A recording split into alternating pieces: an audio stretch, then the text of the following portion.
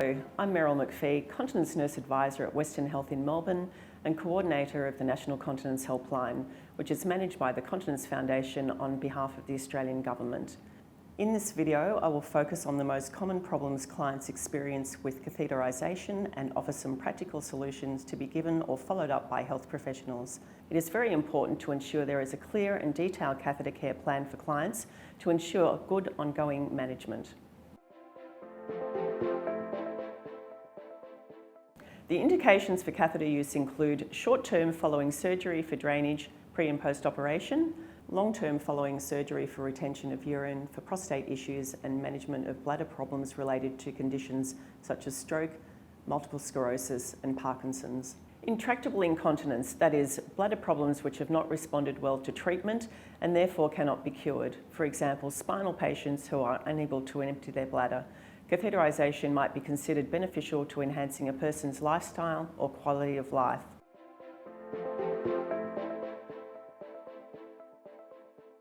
Everyday advice given to patients as part of their catheter care plan should include good hygiene, particularly to the area around the catheter where the catheter enters the body.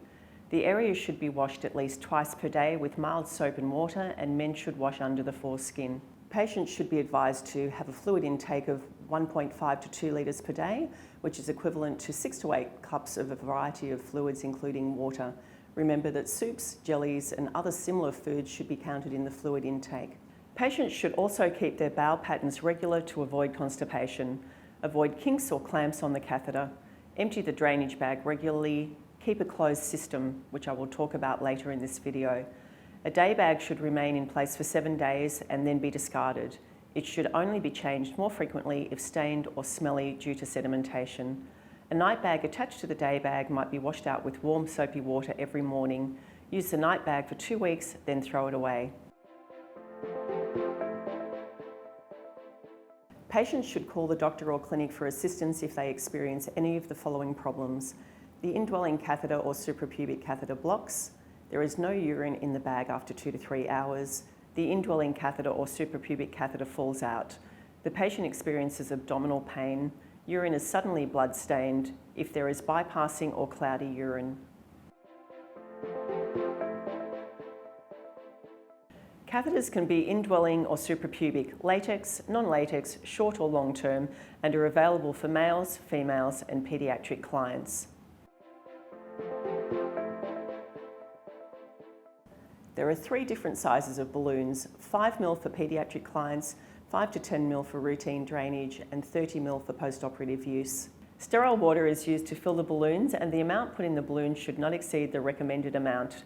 An incorrect amount of fluid can cause irritation to the bladder neck.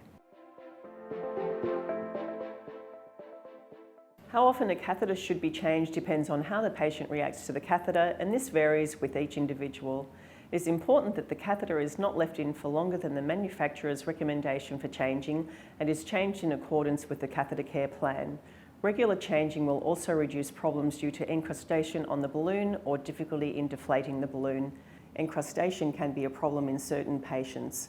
It is usually possible to estimate the lifespan of a catheter by observation and recording the length of time that the catheter remains functional before becoming blocked. Documenting how the catheter is draining assists in scheduling recatheterisation to take place before blockage occurs. Research shows that when a catheter is put in, there is bacteria in the urine after 14 days. In order to minimise problems, symptoms of infection should be monitored and managed appropriately. Antibiotics should only be prescribed if the client is symptomatic, for example, experiencing symptoms of pyrexia, loin pain, offensive cloudy urine, or confusion if not normally confused. Most sedimentation is produced by bacteria which makes the urine alkaline, for example, Klebsiella and Pseudomonas. Urethral discomfort may be caused by distension of the urethra by using too large a catheter, which may lead to urethritis and offensive discharge around the catheter. The solution is to use a different type or smaller catheter. Maintaining a closed system is important in reducing the infection rate. A closed system of urine drainage is where the catheter and collection device are one continuous system. Drainage and emptying of the catheter should be achieved without disconnecting the catheter from the bag. An increasingly popular alternative to the cumbersome and sometimes unsightly drainage bags is the use of a catheter valve, which is a tap-like device that fits onto the catheter instead of using a drainage bag. Patients need to be assessed as having the necessary awareness, dexterity, bladder capacity and sensation in order to learn how to manage the use of the valve. The valve allows the bladder to fill and empty, mimicking normal bladder function while a closed system is maintained. Another common problem is blockage of the drainage system, which can be caused by the indwelling catheter or tubing being kinked. The bag itself may be hanging too high.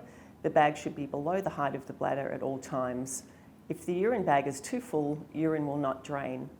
Constipation may also prevent a catheter from draining. If none of these are considered a problem, then this may necessitate the need for the indwelling catheter to be changed.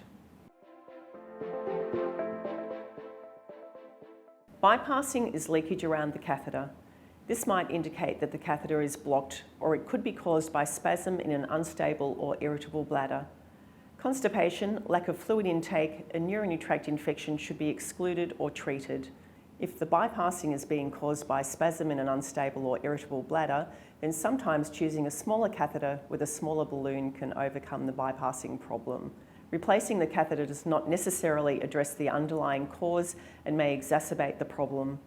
In some clients, anticholinergic drugs can help reduce irritability and bladder spasm.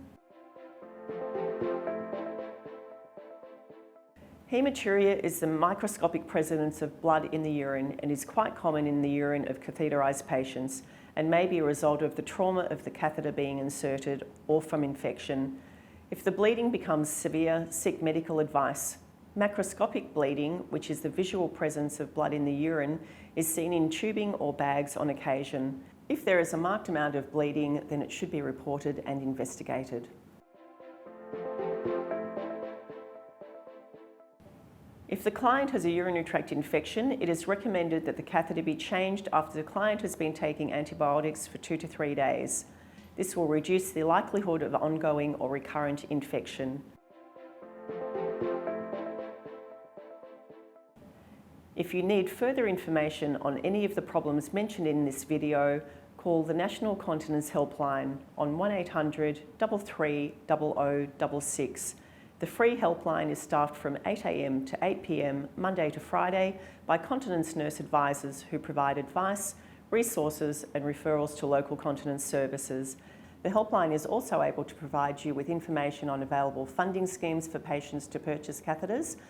Once again, I would like to reinforce that a clear and detailed catheter care plan is vital for good ongoing management. Thank you for taking the time to view this educational video.